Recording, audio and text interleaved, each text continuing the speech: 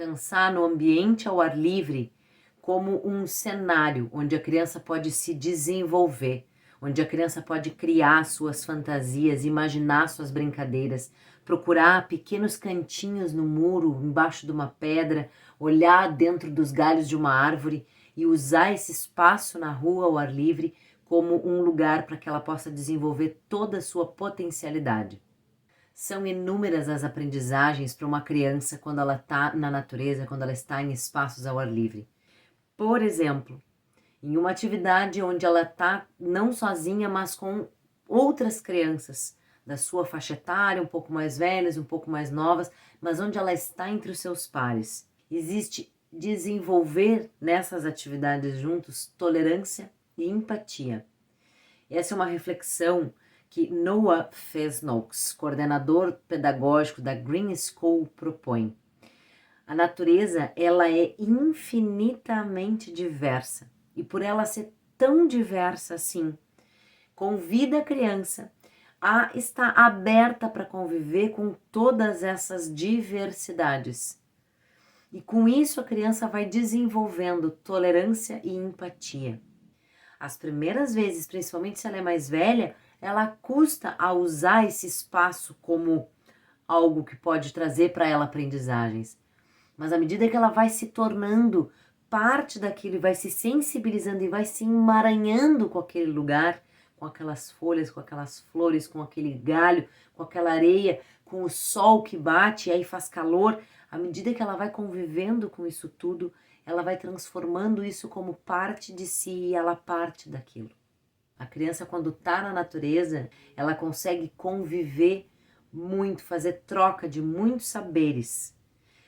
Entre esses saberes, o raciocínio lógico-matemático pode ser desenvolvido, por exemplo, no momento em que a criança observa a sua sombra, e essa foi uma atividade que nós fizemos numa turma, todos da mesma idade, mas alguns com diferentes tamanhos. E aí pega um galho, pega uma pedrinha, pega uma folha e foram marcando no chão a sombra de cada um. Alguém tem que marcar a sua sombra, a sombra do colega.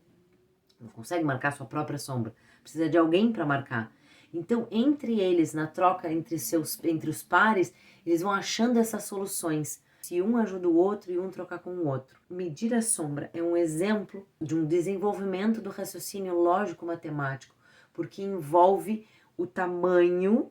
Ela vai ver que a sombra dela é de um tamanho, do adulto que está junto é outro, de uma árvore é outro, do seu colega é outro, da pedrinha que ela colocar no chão é outro. E isso ela está comparando diferentes sombras. Ela está observando que o sol está lá em cima, ela sabe, mas aquilo projeta uma sombra e de diferentes tamanhos. Então ela compara, ela mede, aí ela vai medir com as mãos, ela vai medir com os próprios pés, ela vai medir com o galho, mas ela está então usando raciocínio lógico-matemático. O raciocínio lógico-matemático está sendo desenvolvido na criança no momento em que ela observa mudanças que vêm dos fenômenos da natureza, como, por exemplo, o gelo derreter, o chão secar com o calor do sol, o vento forte levar as folhas das árvores que estão no chão, o tecido que seca no sol e demora mais para secar na sombra, o movimento da sombra das árvores no decorrer do dia. Todos esses aprendizados durante a infância servem de base para a vida inteira. O cérebro se desenvolve nessa fase da vida e desenvolve esse raciocínio lógico, matemático todo na infância, e isso vai fazer parte ao longo da vida. Essa diversidade de vivências vai proporcionar para que a criança construa o seu raciocínio lógico-matemático, porque estamos medindo, comparando, observando as distâncias, então vendo distâncias, vendo velocidade, força, o quanto esses elementos todos têm para ensinar para a criança e as transformações que esses elementos todos vão passando ensinam para ela. E ela vai fazendo essas conexões todas com tudo que ela está observando. São momentos onde a criança é protagonista, onde o corpo da criança é protagonista, porque é o corpo da criança que vai se movimentar e que vai explorar. É o corpo da criança que define as ações. E não o que existe define o que a criança vai fazer. Porque um tronco no chão pode ser uma ponte, pode ser uma passarela, onde a criança precisa de mãos de 2 pessoas ou uma para passar por cima. Pode ser uma estrada para brincar de carrinhos. Pode ser um galho para fazer uma oca.